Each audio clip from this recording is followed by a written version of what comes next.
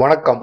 தமிழும் திராவிடத்தில் மீண்டும் உங்களை வரவேற்பதில் பெருமகிழ்ச்சி அடைகின்றேன். நாம் கடந்த சில வாரங்களாக கடையெழு வள்ளல்களில் 5 வள்ளல்களை குறித்து பார்த்து கொண்டிருந்தோம். இன்று இயற்கை முறையாக நாம் 6வது வள்ளலை குறித்து பார்த்திருக்க வேண்டும்.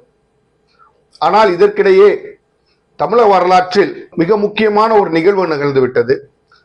அதை பற்றி கூறாமல் நாம் கடந்து செல்வோமானால் நாம் நம்முடைய நாகரிகத்திற்கும் நம்முடைய தமிழ் மொழிக்கும் துரோகம் இழைத்தவர்களாக கருதப்படுவோம். அப்படி ஒரு வரலாற்று முக்கியமான ஒரு நிகழ்வு தற்போது நிகழ்ந்திருக்கின்றது. அதாவது கீழடி என்ற ஒரு அகழ்வாய்வின் 2வது அகழ்வாய்வின் அறிக்கையை மறுபடியும் சமர்ப்பிக்குமாறு அந்த அகழ்வாய்வை நடத்திய அமர்நாத் ராமகிருஷ்ணனுக்கு ஆர்கியாலஜிக்கல் சர்வே ஆஃப் இந்தியா திருப்பி அனுப்பிய அந்த அறிக்கை தான் இன்று ஒரு சர்ச்சைக்குரிய விஷயமாக மாறிவிட்டது. இது என்ன பெரிய சர்ச்சைக்குரிய விஷயம், இதில் என்ன இருக்கின்றது என்பதை நாம் ஆழ்ந்து அறிய வேண்டும் என்றால் இதன் அடித்தளம், அதாவது பேசிக் என்பார்கள், அதை நாம் தெரிந்து கொள்ள வேண்டும்.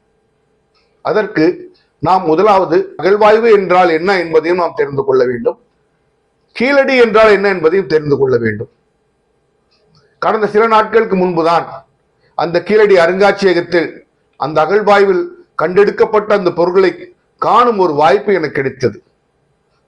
தமிழன் என்று நெஞ்சை உயர்த்தி மார்தட்டி கொள்ளும் ஒரு அற்புத ஒரு மெய்சிலிருக்கும் ஒரு உணர்வாகவும் ஒரு வாய்ப்பாகவுமே அதற்கு அமைந்திருந்தது.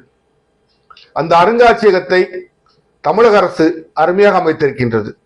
மற்ற அருங்காட்சியகங்களைப் போலல்லாமல் பழைய தமிழ் முறை வீடுகளின் அமைப்பிலேயே சிறிய சிறிய வீடுகளாக அமைத்து அருமையாக அங்குள்ள பொருள்களை அவர்கள் காட்சிப்படுத்தி இருக்கின்றனர்.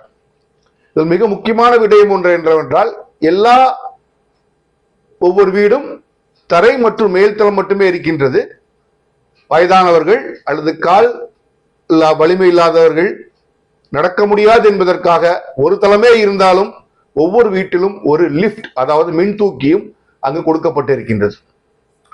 சரி, இப்பொழுது நாம் இந்த விஷயத்திற்குள் வருவோம். என்ன நடந்தது? கீழடியில் ஆர்கியாலஜிக்கல் சர்வே ஆஃப் இந்தியா, அதாவது இந்தியாவின் தொல்லியல் துறை இந்திய அரசாங்கமும் இருக்கின்றது, தமிழக அரசாங்கமும் இருக்கின்றது. இந்தியாவின் தொல்லியல் துறை கீழடியில் அகழ்வாய்வை நிறுத்தியது. ஒவ்வொரு அகழ்வாய்வும் எப்படி நிகழ்த்தப்படுகிறது என்றால், முதலில் ஒரு பிலிமினரி சர்வே செய்வார்கள். அதாவது மேலோட்டமான ஒரு சர்வே செய்து இந்த இடத்தில் நிகழ்வாய்வு நிகழ்த்தலாமா என்று பல இடங்களை ஆராய்ந்து பார்த்து அப்படி நிகழ்வாய்வு நிகழ்த்தலாம் என்று முடிவு செய்யப்பட்ட இடம்தான் கீழடி. அந்த அகழ்வாய்வை நடத்துவதற்கு அமர்நாத் ராமகிருஷ்ணன் என்ற ஒரு தமிழன் அந்த குழுவின் தலைவராக நியமிக்கப்பட்டு கீழடியில் அகழ்வாய்வு தொடங்கப்பட்டது. சரி, கீழடி என்றால் என்ன என்பதை நாம் முதலில் தெரிந்து கொள்ள வேண்டும். கீழடி என்ற அந்த இடம் சுமார் மதுரையிலிருந்து 15 கிலோமீட்டர் தொலைவில் இருக்கின்றது. சங்க காலத்தின் நகர நாகரீகம் என்று அழைக்கப்படுகின்ற அமைப்பு அங்கு இருக்கிறதா என்றுதான் அந்த அகழ்வாய்வு தொடங்கப்பட்டது. அதற்கான சாத்தியக்கூறுகள் அங்கு நிறைய இருந்ததால் அந்த இடத்தை தேர்வு செய்து அங்கு அகழ்வாய்வு நிகழ்த்தினர். அந்த கீழடி என்பது வைகை நதி நகர் நாகரீகம் என்ற முறையில் அந்த அகழ்வாய்வு தொடங்கப்பட்டது. இந்த அகழ்வாய்வின் முக்கியமான விடயம் என்னவென்றால், ஒரு அகழ்வாய்வின், அதாவது இன்று இருக்கின்ற அந்த நிலப்பரப்பிலிருந்து தோண்ட தோண்ட கீழே செல்ல ஆண்டுகளும் கீழே செல்லும். அதாவது முதலாவது அகழ்வாய்வின் போது கிடைக்கின்ற அந்த ஆண்டு வரிசையோட இன்னும் கீழே தோண்டி செல்வோமானால் இன்னும் பழமையான பொருள்கள் கிடைக்கும். அதற்கும் கீழே செல்வோமானால் இன்னும் பழமையான பொருள் கிடைக்கும். இதில் கீழடியின் முதல் அகழ்வாய்வை பொறுத்தவரை எந்த பிரச்சனையும் இல்லை.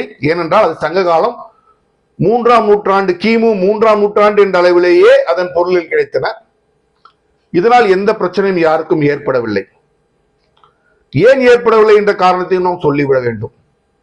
அதாவது இன்று வரை நமக்கு கற்பிக்கப்பட்ட, நம் மண்டையை உடைத்து நுழைத்து திணிக்கப்பட்ட ஒரு வரலாறு என்னவென்றால், பிரம்மி என்ற ஒரு எழுத்து இருந்தது. அது கிமு 5ஆம் நூற்றாண்டில் இருந்திருந்தது. அந்த பிரம்மியிலிருந்து கிமு 3ஆம் நூற்றாண்டில் தான் தமிழி என்ற எழுத்து உருவாகி, தமிழ் பிரம்மி உருவாகி தமிழ் ஈ என்ற எழுத்து உருவாகியது என்றுதான் இதுவரை நமக்கு புகட்டப்பட்டு இருக்கின்ற வரலாறு. எனக்கு முன்பே அது ஒரு சந்தேகம் உண்டு. இவ்வளவு வளர்ந்த நாகரிகம் கொண்ட ஒரு இனமான தமிழ் இனமும் இவ்வளவு வளர்ந்த ஒரு மொழியான தமிழும் கிமு 500 தான் எழுத்து வடிவம் கொண்டது என்றால் என்னால் என்றுமே என் மனதை ஏற்றுக்கொள்ளவில்லை. அதற்கு முன்பே நம்ம எழுத்து வடிவம் இருந்திருக்க வேண்டும் என்பதுதான் என்னுடைய ஒரு உள்ளத்தின் ஒரு ஆழத்தில் நான் கொண்டிருந்த ஒரு நம்பிக்கையாக இருந்தது. இப்பொழுது என்னவென்றால் முதலாவது அகழ்வாய்வை நடத்துகின்றார்கள். அதில் தமிழ் எழுத்துக்கள் கிடைக்கின்றது 3ஆம் நூற்றாண்டு. அதில் ஆர்கியாலஜிக்கல் சர்வே ஆஃப் இந்தியாவுக்கு எந்தவித பிரச்சனையுமே இல்லை. எப்பொழுது அவர்களுக்கு இந்த பிரச்சனை வருகின்றது என்றால், இந்த 2வது அகழ்வாய்வு நடத்துகின்ற பொழுது சங்ககால நகர் நாகரிகம் கிமு 8ஆம் நூற்றாண்டிற்கு தள்ளப்படுகின்றது. அதாவது அந்த பிரம்மி எழுத்துக்களை விட இன்னும் 300 ஆண்டுகள் பழமையாக அந்த நகர் நாகரிகம் சென்று விடுகின்றது. மிக மிக முக்கியமான விடயம் என்னவென்றால், அதிலிருந்து கிடைக்கக்கூடிய அந்த பானைகளிலும் தமிழ் எழுத்துக்கள் கிடைக்கின்றன. இதனால் இயற்கையான கன்க்ளூஷன், அதாவது நேச்சுரல் கன்க்ளூஷன் என்னவென்றால், தமிழ் எழுத்துக்கள் கிமு 8ஆம் நூற்றாண்டிலே இருந்திருக்கின்றது. இவற்றை நாம் அறிவதற்கு முன்பு பிரம்மி எழுத்துக்களை குறித்து ஒரு சிறிய வரலாறு தெரிய வேண்டும். பிரம்மி என்பது 5ஆம் 6ஆம் நூற்றாண்டு சமயத்தில் தோன்றிய ஒரு எழுத்து வடிவம். அதாவது சமண முனிவர்களும் புத்த முனிவர்களும் சமண முனிவர்களும் தங்கள் மதத்தை பரப்புவதற்காக தொடங்கப்பட்ட ஒரு எழுத்து வடிவமாக கூட கூறுகின்றனர். எது எவ்வாறாக இருப்பினும் 5ஆம் 6ஆம் நூற்றாண்டே அதிகபட்சமாக பிரம்மியின் எழுத்து வடிவமாக இருந்தது.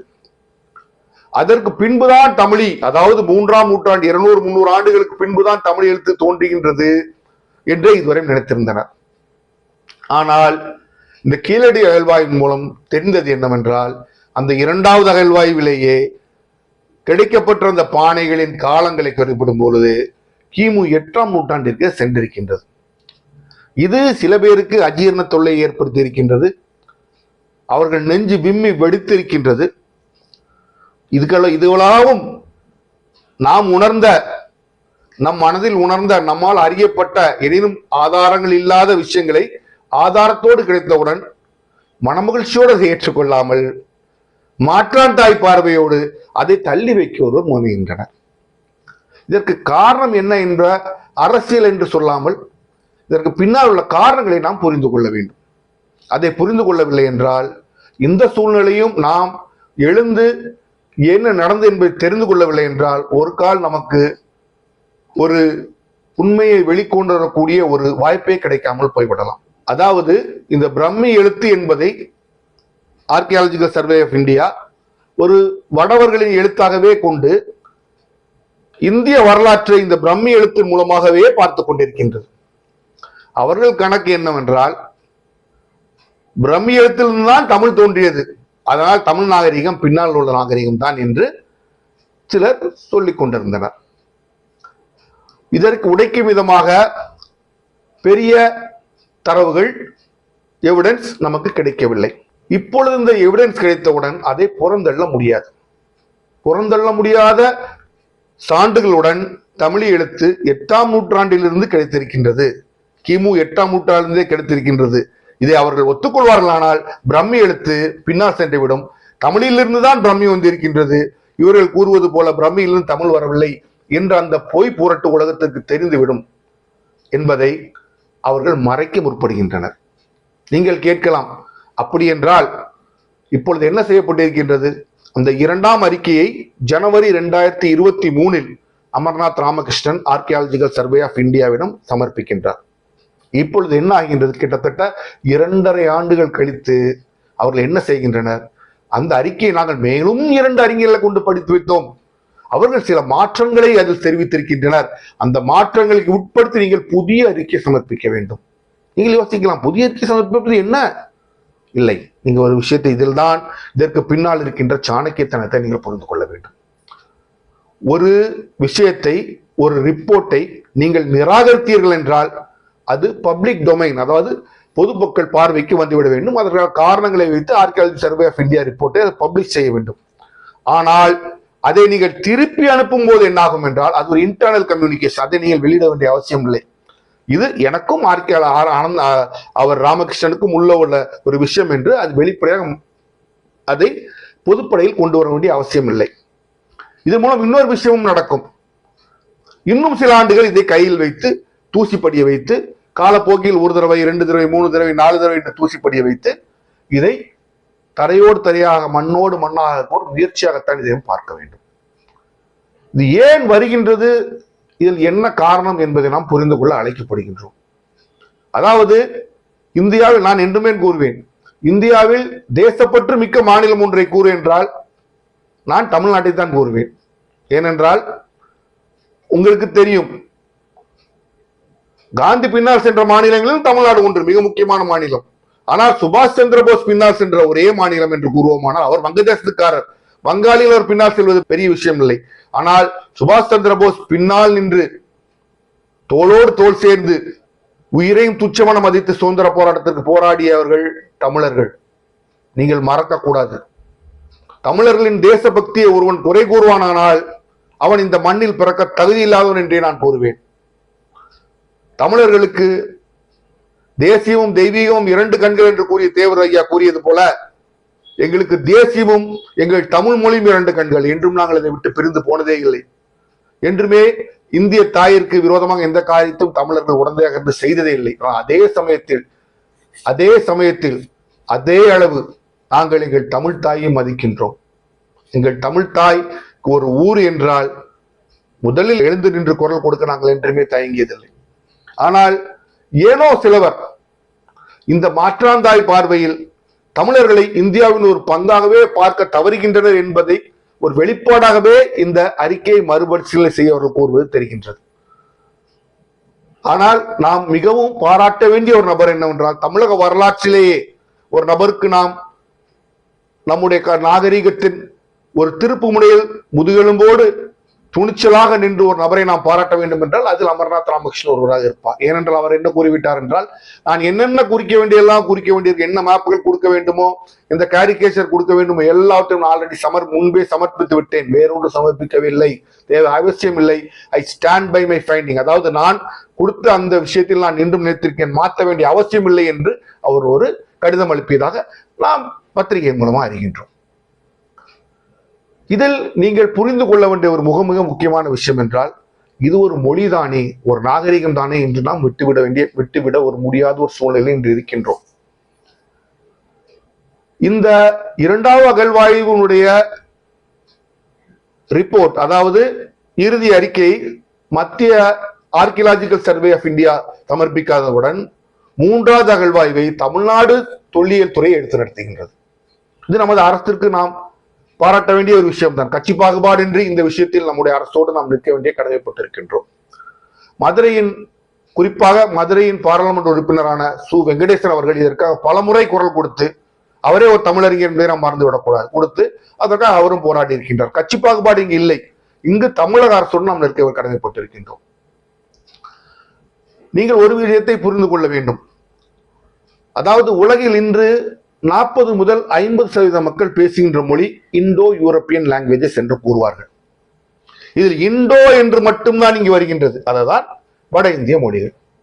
சமஸ்கிருதத்திலிருந்து பிறந்த பிற மொழிகள்.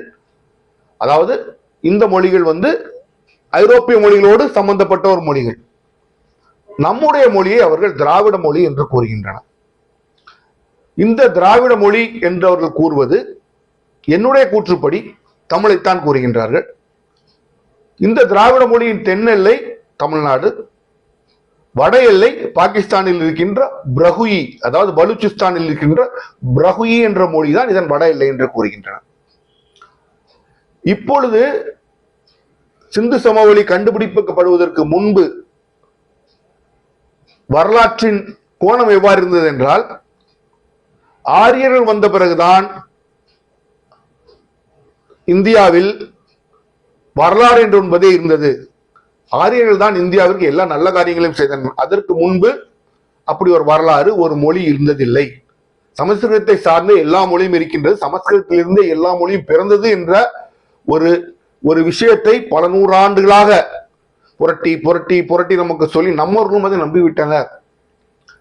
இதை வெள்ளையர்கள் இந்தியாவுக்கு வரும்போதுதான் பிரான்சிஸ் எல்லிஸ் டே என்று நினைக்கின்றேன், அவர் தென்மொழிகளை ஆராயும் பொழுது இல்லை, இந்த மொழிகள் சமஸ்கிருதத்தில் முற்றிலுமாக வேறுபட்டு இருக்கின்றன. சமஸ்கிருதம் இல்லாமலே இந்த மொழிகளால் செயல்படக்கூடிய அளவு இருக்கின்றது. இவை சமஸ்கிருதம் சார்ந்த மொழிகள் இல்லை என்ற அறிக்கையை முதலில் கண்டுபிடித்த ஒரு வெள்ளையர் தான். அப்பொழுது நீங்கள் கேட்கலாம், அவர் அந்த ஒரு காரியத்தை பிரான்சிஸ் செல்லியர் செய்தார், நாம் இல்லை என்று மறுக்கவில்லை. ஆனால் நீங்கள் இந்த விஷயத்தில் இன்னொரு விஷயத்தையும் புரிந்து கொள்ள வேண்டும்.